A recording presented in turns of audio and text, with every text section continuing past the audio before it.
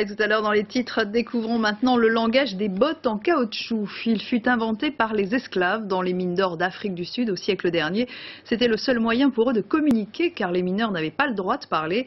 Aujourd'hui, le gumboots est devenu une danse et un magnifique spectacle. Une troupe de 9 danseurs s'est installée sur la scène de la Cigale à Paris jusqu'au 15 janvier. Le reportage de Jean-Laurent Serra et Steven Pichavant. Le décor, une mine d'or, quelque part en Afrique du Sud. Au fond du puits, 9 danseurs et un secret bien gardé, cachés dans le plastique du côté de leurs pieds. Quand tu enlèves la botte, tu n'obtiens plus le même son. En fait, sous la chaussette de foot, tu as du plastique et de la mousse.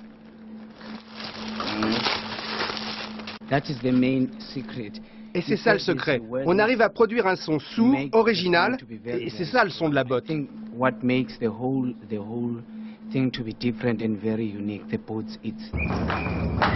Le gumboots, la danse de la botte en caoutchouc. Un rythme devenu aujourd'hui une véritable danse folklorique. À l'origine, le gumboots fut inventé dans la souffrance au siècle dernier. Enchaînés au fond de la mine, avec de l'eau jusqu'aux genoux, les mineurs noirs, esclaves des patrons, chaussaient des bottes pour éviter les infections et retarder le travail. Les mineurs travaillaient souvent enchaînés, dans l'obscurité. Ils ne pouvaient pas parler, c'était interdit. Alors, pour communiquer, ils tapaient sur leurs bottes.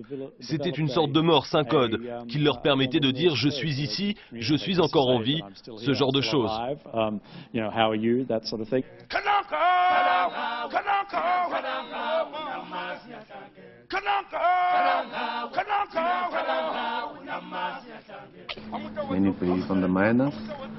On raconte la vie des mineurs, leur travail, leur état d'esprit, leurs conditions et comment ils ont su s'adapter, transformer leurs difficultés en moments d'espoir, de joie et de divertissement.